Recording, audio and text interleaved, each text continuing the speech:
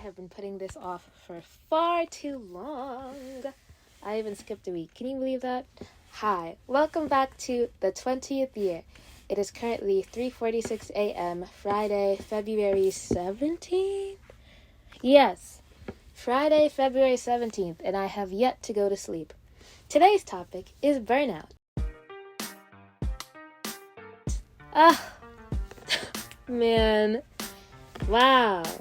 I just feel like it's way too early in the semester to be burnt out, especially since it feels like I'm not really putting out as much as I was last semester.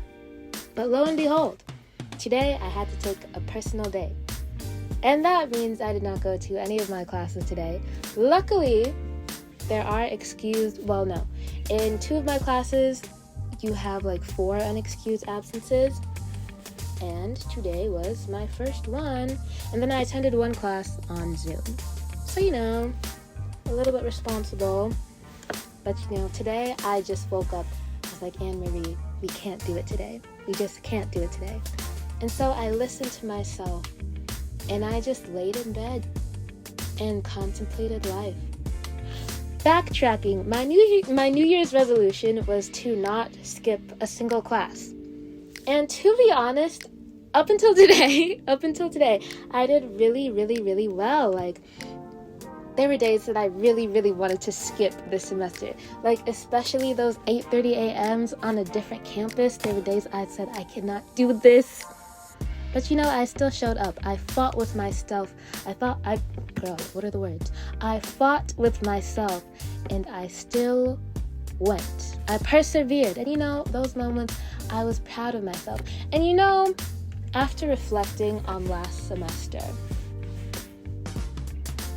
I came to the conclusion that you cannot really do 100% of the things 100% of the time. And I know that seems obvious, but it's not really when you put it into practice. As someone who, I don't know if overachieving is the word or perfectionism is the word, but I would attribute those 2 qualities to my high school self. I just always loved to outperform myself.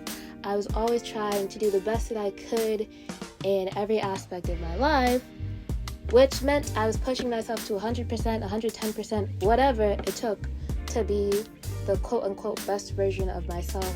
Mostly academically, like I talked about in the last episode.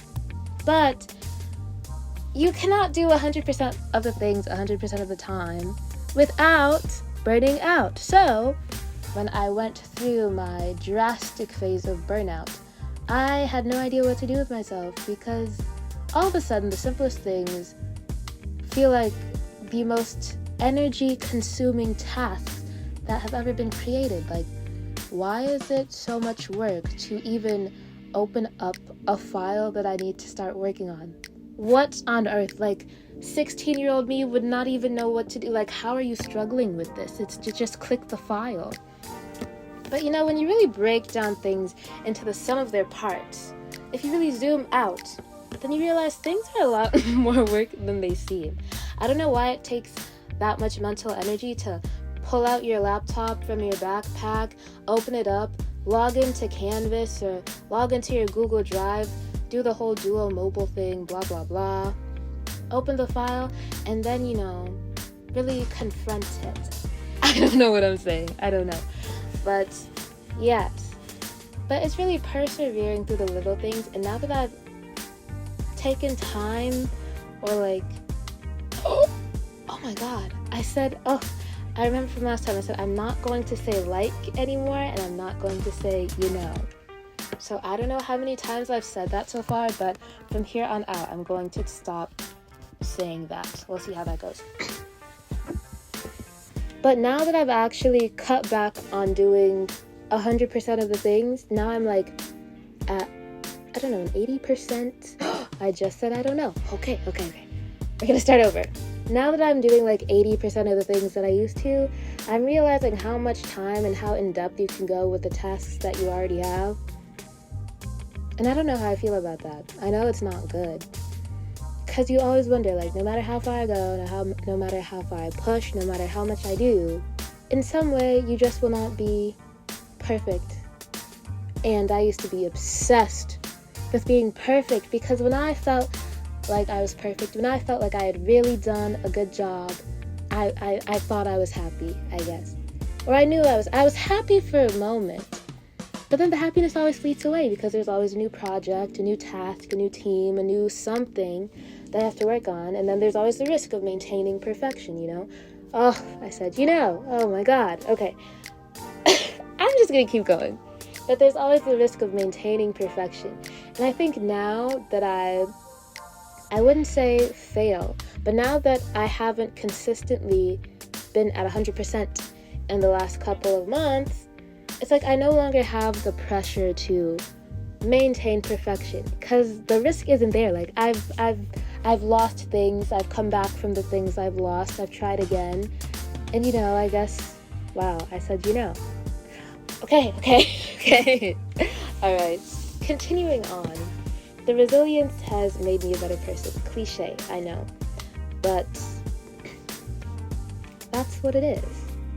But then again, it's so hard to not compare yourself to people who look like they're doing 100% of the things 100% of the time. Because contrary to popular belief, nobody is doing 100% of the things 100% of the time. But unfortunately, it seems like we're all expected to. Like, everybody has their main thing and a side thing and an other thing, depending on whatever field you're in. But nobody just does one thing in life, and that's their thing. Like, somebody asks, what do you do? Oh, I'm a painter. And that's it. You just paint. You've never dabbled in sculpting. You've never dabbled in photography. You've never thought of creative directing. You just paint. There's nothing wrong with painting, but it's always, when people ask you what you do, there's always this, and they expect more. They expect more.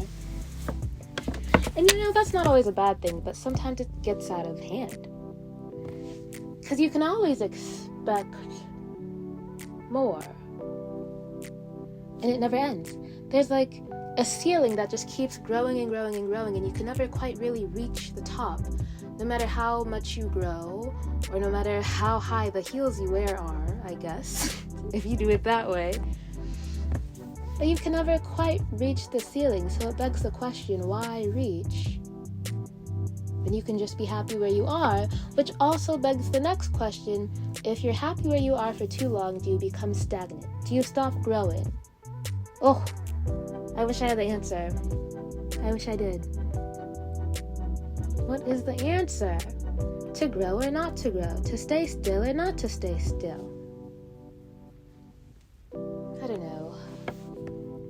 I honestly don't know. Anyway, back to comparing yourself to other people. No, I keep saying this, but nobody is doing 100% of the things 100% of the time. The person who's doing really well in the class that you may be struggling with may be struggling with another class. Or maybe they haven't attended a lecture for their humanities class in like 2 weeks. Who knows? Or the person you think is doing it all either has a severe caffeine addiction or is like hooked on Adderall unprescribed or something. Like, you just never know what people are going through, what they're doing to be where they're at. So honestly, you really cannot compare yourself to other people. And that's honestly easier said than done. It's something I wouldn't say struggle. Struggle's a bit of a stretch. But it's definitely difficult when you don't feel 100%. And you see other people like really succeeding. Honestly, I'm always happy to see people succeed. It's like inspirational. It's like it gives you the momentum or the encouragement to go forward with whatever you're doing. And honestly, that's just the way you have to look at it. When people are succeeding and maybe you're not doing as well as you want to be, just know that your day is coming and be happy for the people who are doing well. That sounds cliche, but it's what I got today.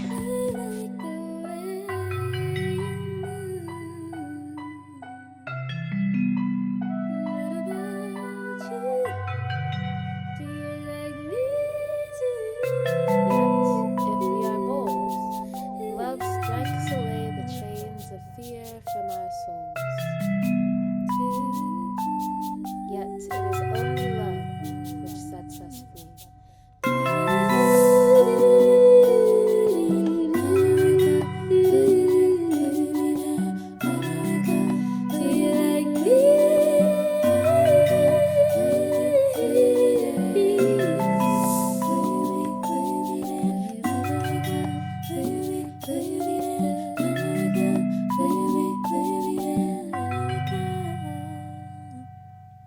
Some people make a change, some people stay the same, some people end up insane, some people say some things have to change and some things stay the same, but every day is something new when I'm with you. Some things have to change, but I just stay the same. Will you stay the same?